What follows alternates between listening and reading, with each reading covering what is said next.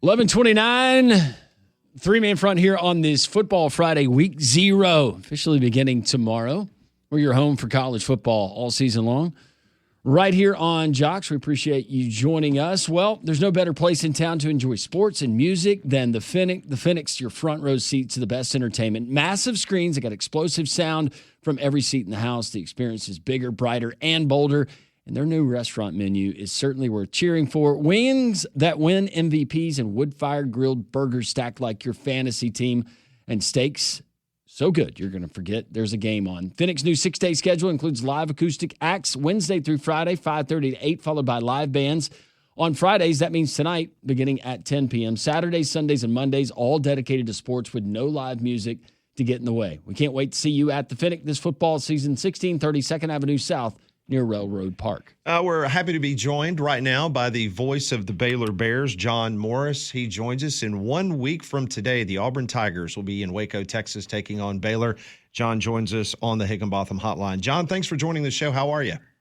Guys, doing great. I appreciate you having me on. It's almost time to scratch that itch with football, isn't it? It sure is. Okay, the first question, a lot of Auburn people that will be making the trip out to Waco, because right. I know you guys have a lot of hot weather, just like we have hot weather and humidity here in the central part of Alabama.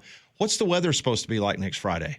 That's a very fair question. It has been, and I'm not blowing smoke, it has been a very mild summer for us here in Waco. We've only had 3 days over 100, and the temperature has been below, like normal would be, 97, 98. It's been below that for most of the summer. So it's not been bad. We had a scrimmage last Friday night, so a week ago tonight, at the same time that we'll kick off against Auburn next Friday, and it was like 90 degrees, and there was a little bit of a breeze, and we all said, this isn't bad, and we were in the booth, so we didn't get the full effects of the breeze. So it's not going to be bad. A night game, I think you'll enjoy it, and I would say for the Auburn fans, come to Waco, and we'll hopefully treat you right. John, for our listeners who are not familiar yet with the Baylor Bears and why there's so much optimism for them in the 25 season, tell us, and I guess it all starts at quarterback, and you got some pretty good wide receivers as well. Yeah, I think that's a great place to start. Sawyer Robertson is our quarterback. Some of your listeners may remember him. He was at Mississippi State and transferred to Baylor a couple of years ago, and he's just been terrific. He didn't start last year as the starter, but it was evident very early on that he was our best quarterback. So he stepped in, and a snapshot of Baylor year last year, we started 2-4. And things were not looking good, and we had an open date and came out of the open date and just blew Texas Tech out of the water. And from there, that started a 6-game winning streak to end the regular season. So 8-4 in the regular season from a 2-4 start. We did lose to LSU in the bowl game, but played fairly well against them. So and coming off that, I think momentum from that winning streak a year ago, a good number of guys returning, our top running back, Bryson Washington, Sawyer Robertson at quarterback, and a good group of receivers also. And then a really good group defensively, not as many returning starters defensively. But overall, there's a lot of returning quality key people on this Baylor team. We're talking to John Morris. He's the voice of the Baylor Bears as they'll be hosting the Auburn Tigers 1 week from today there in Waco. So let's jump to the other side of the ball. Let's talk about the defense. We remember Dave Aranda. He had just an incredible run at LSU as their defensive coordinator, head coach. He took over the defensive play calling last year, if I'm not mistaken, for the Bears, and things seemed to turn the corner towards the back end of the season. It looks like continuity on the defensive side of the ball, that's going to be a huge theme this year for the Bears. Just take us on that side of the ball and what the anticipation is for that group. Yeah, that's I think most people, if you take a 30,000-foot view of Baylor, you would say, all right, the offense looks really good. How good can the defense be? Can the defense match the offense to determine how good a season Baylor's going to have? And there are some question marks on defense, not as many returning guys, but some really good new players that have been added to the roster this year and build around Keaton Thomas, who's our linebacker, leading tackler, over 100 tackles last year. Jackie Marshall, a defensive end. Devin Bobby would be our top defensive back. So there are some really key guys returning there. And I think that Baylor did a really good job. These days, retaining your players is maybe just as important as recruiting new players, getting new guys in.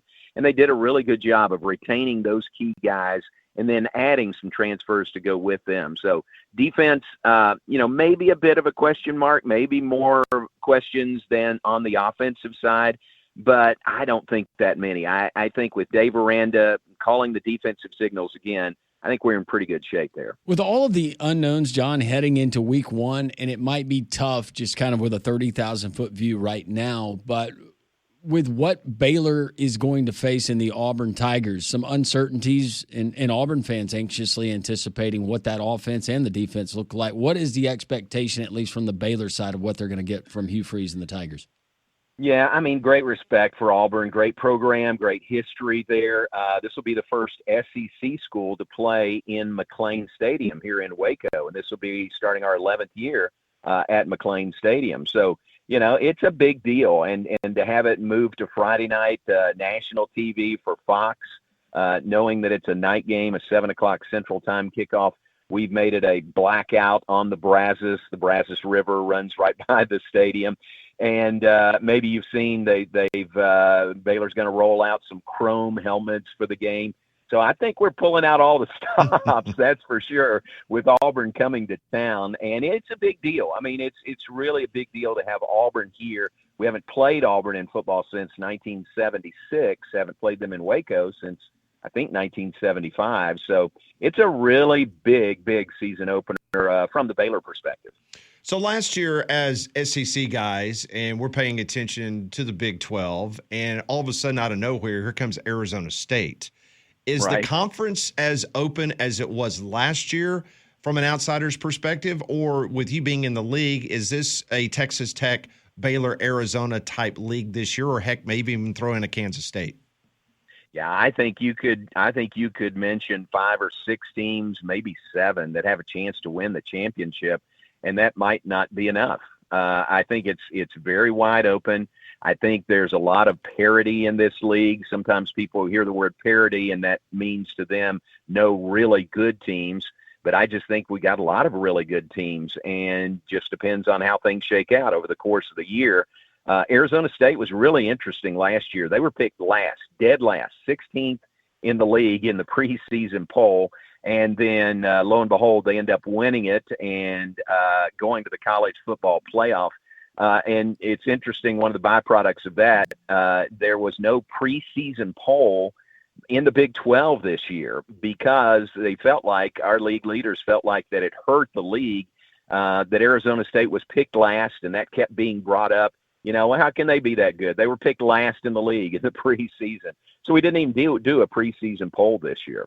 But to answer your question, I think there's a lot of really good teams. I think Baylor's in that top tier as well, but some really good teams. And 2 of them play tomorrow in week 0, Iowa State and Kansas State, play in Dublin, Ireland to kick off the season tomorrow. What has been maybe the ripple effect? We know where it's been, at least here and across college football, but the ripple effect within that state and within the Big 12 with a billionaire booster there in Lubbock, Texas, infusing all of that money, not only in the football, the athletics program, how much of a sense of urgency, if there was not already a sense of urgency, is that created at least there in Waco?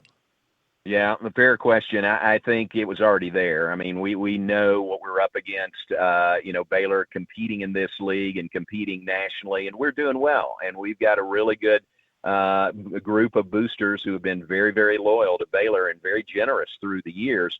We don't have a Cody Campbell, that has given that much money, like you mentioned, at Texas Tech.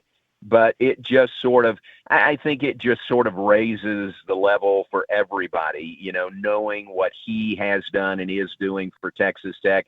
And I tell you, there's very high expectations. If you put that much money into the program, there's really high expectations in Lubbock for Texas Tech this year.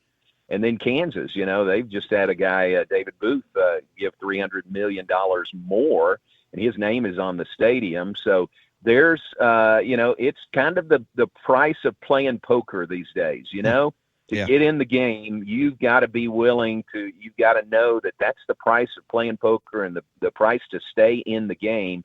And I think we're doing that at Baylor. But it's a never ending situation, is it, to try to, to keep up with everybody else? No, it sure is. John Morris joins us for a few more minutes, the voice of the Baylor Bears. They'll be hosting the Auburn Tigers 1 week from today there in Waco. So, John, I just wanted to get your thoughts on where we currently stand with the college football playoff expansion. Everybody's got to come to a decision by December the 1st. I'm just curious, are you in the camp of where it currently is with the 12 and obviously straight seeding? Do you like 16? Do you now like the Big Ten model of now maybe potentially going to 24, 26 automatic qualifiers? Most of the people you talk to around the Big 12, where do they fall in regards to what the CFP should look like? Right. Well, this is just my opinion, Sure. and I'm no expert on it. But our athletic director, Mac Rhodes, is the chairman of the CFP this year. So he'll be the guy you'll see on camera, on those Tuesday night reveals starting in November. And I would lean on what I've gotten from Mac, and I think the general consensus around here, and this is from our commissioner, Brett Yormark also, is a 16-team playoff. The 5-11 model seems to be the one that everyone here around here is most in favor of. So I would fall in line with that. I think 16 is a great number. It would expand it by, 4 more. I don't like the Big Ten, what they kind of floated, 24 or 26. Right. I just think that waters it down too much. But 16, I think, is a good number. So we'll see. And I sure liked moving from 4 to 12. I think that was a great move.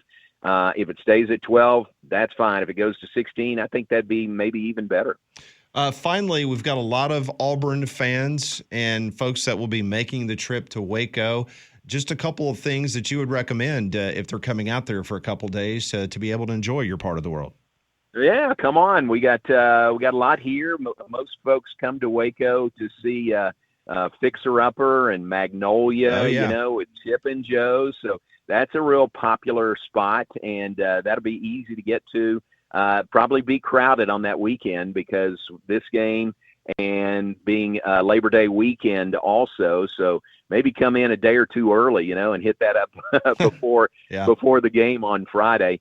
But we got that. We got some good steak places. We got good Mexican places. We got good barbecue, really good barbecue here in Waco, Texas. So I think there's a lot to see and do here, and hope some Auburn folks make the trip and enjoy the experience in Waco. Should be a lot of fun.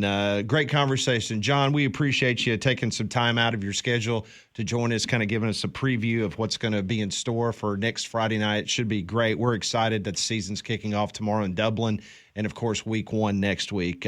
Best for a successful season this year in Waco, and hopefully we can catch up with you again down the road sometime.